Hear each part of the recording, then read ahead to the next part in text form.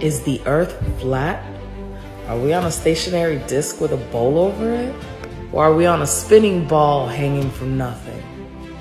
I'm back with another series on, is the earth flat or is it round as we've always known it? Now, I think we deserve to know the truth. So now I'm not here to convince you. I'm here to gather and present to you all the information and let you draw your own conclusions. So let's begin this series. Are we on a disc or a ball? Part 1. There's plenty of controversy lately that suggests that the earth might not be what we've been told, but it suggests that we might be living on a flat earth. Now, I know it might sound bizarre, but thousands, if not millions of people are coming to the conclusion that the earth might actually be flat. The theory suggests that we have been lied to by those in power, the elites, and by NASA itself, that man has never stepped foot on the moon, and that our planet is actually flat as a pancake. They say that the earth is flat with a dome over it made of a thick glass, and that even politicians have mentioned it. And you know what? I'm here for it. It's been said it's been hiding in plain sight. They've been putting it in our faces. And you know what? I'm gonna cover all of it. Like the peace treaty in Antarctica, what the Bible says about it, when the politicians have told us, the Piri-Reis map, and so much more. Wait, don't go anywhere. You're gonna wanna see this. I know we've been talking about the flat earth and all that and the firmament, but a lot of people have questions about what the firmament is. I'm about to break it down in the quickest way. Firmament is a solid material placed as a dome over the earth. So the firmament, or the dome, is the expansion we call sky, but it is an actual material. Now, if you watch my previous video, you'll see that in the book of Genesis, the firmament divided the waters from the waters. So it's basically protecting earth from the waters that are above us, which we would know as space. So it only makes sense that when in the Bible it says that God sits in the highest throne in the highest heaven, that the circle of the earth is his footstool. So in the book of Job, when it says that the sky is described as a molten looking glass, if you've ever looked up what molten glass looks like, or you probably have some of those figurines in your house, but that's what it resembles. Now, here's where it gets good, guys. So you ever hear people tell you, oh, the sky is blue because, it's the reflection of the ocean. In reality, in Antarctica, a lot of the scientists that work there for these governments in the Antarctica Treaty are studying two types of ice. So when National Geographic shows up, they're studying regular ice. But when it's behind the scenes, they're studying that glass ice that comes off of the firmament. And I know it's not glass, but it's a different type of ice because it's made of 100% oxygen. So it's a different type of material. Some of the scientists say that it melts into gas, into air, so it doesn't even melt as liquid, and that it's kind of flexible, and that's the blue ice. They call it sky ice, and that's what they're studying behind the scenes. So does that not look like the color of the sky right there? It's said that its temperature is so cold that you can barely touch it with your hands or it'll freeze your skin on contact. So it's said that some of these scientists or people working on this are trying to drill into the firmament. However, they have no luck because every time they drill, they haven't found a power tool that's strong enough to drill into this type of ice. And that it's said that the firmament actually self-repairs itself. So once you drill a hole into it, it regenerates itself. What if I can change your mind, or at least have you second guessing everything you've been taught by the end of this video? Just stick around. In the beginning, God created the heavens and the earth, right? Just bear with me. It's not entirely in order, but I'm going to read it as is because I'm trying to get to the point here. Then God said, let there be light. And there was light. And he saw that the light was good. And then he separated the light from the dark. He called the light day, and he called the dark night. Then morning went, and that was the first day. Pause and read that real quick. But the way we've been taught in our solar system, the Earth flies and circles the sun at millions of miles per hour or something like that. Then on the second day, God created the firmament, which divided the waters from the waters. We know that. Bear with me here. On the third day, God created the land and gathered all the water, which is our seas, and brought forth all the animals, right? Now here's where I want you to pay attention. And God said, let there be lights in the firmament to divide the day from the night, and let them be for signs and for seasons, for days and for years.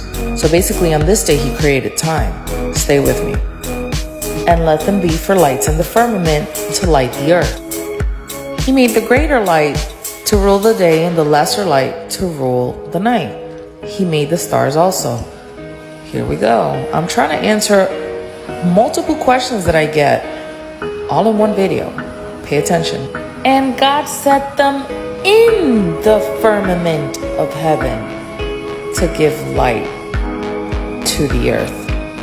And the evening and the morning were the fourth day. The what? The fourth day. What was answered?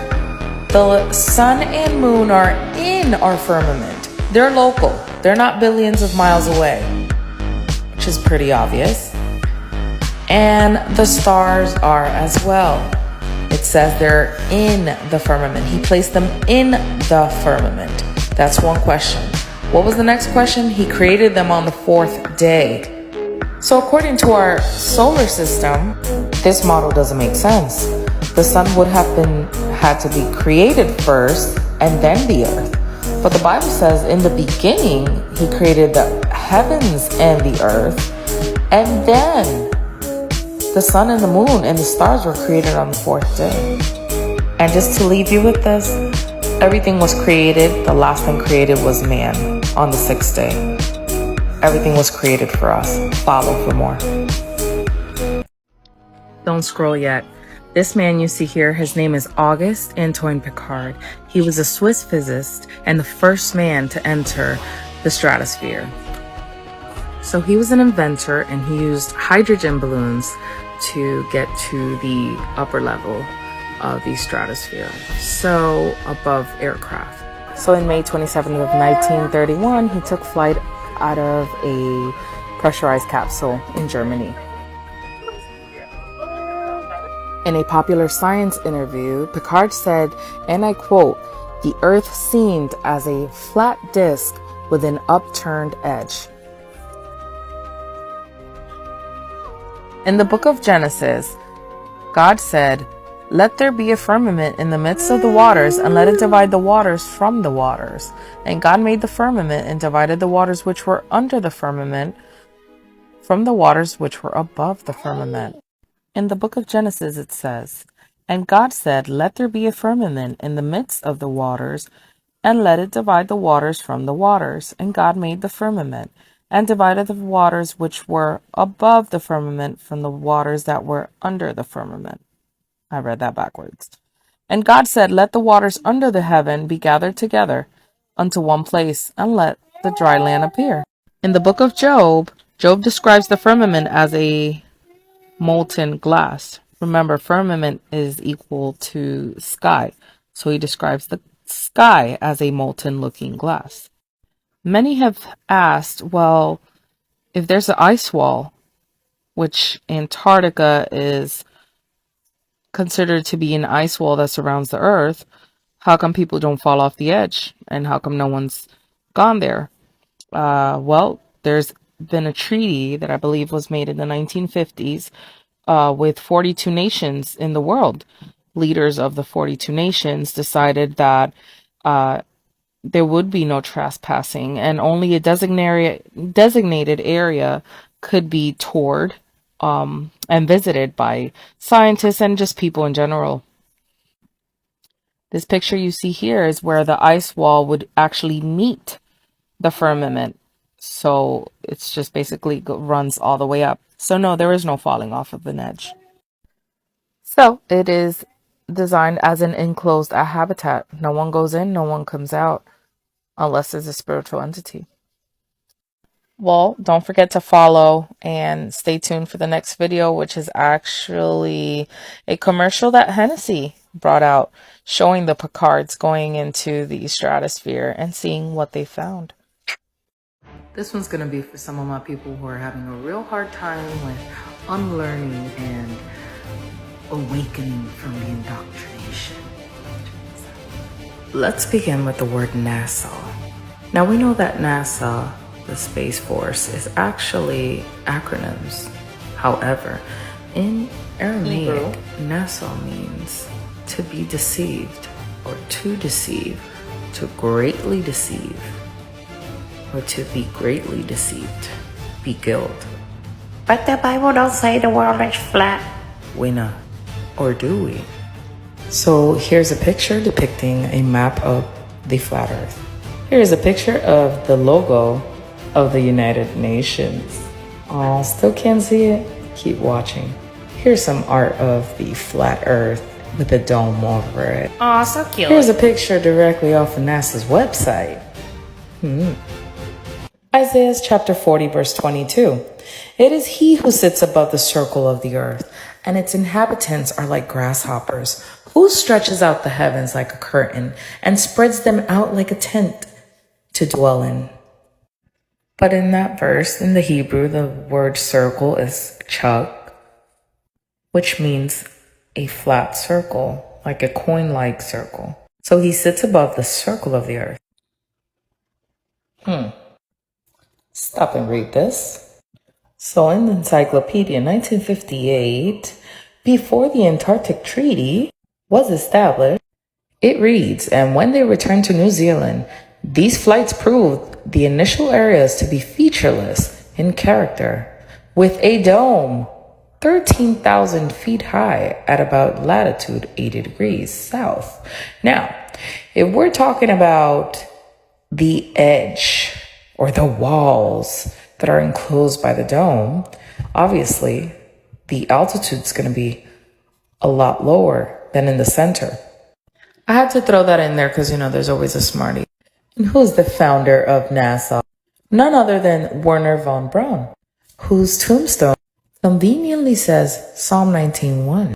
The heavens declare the glory of God, and the firmament showeth his handiwork. Okay, now with that said, let's just keep trying to find the truth together. Like, oh my God, what does it matter if it's flat or round? I mean, it's the way the Bible describes it. That's it.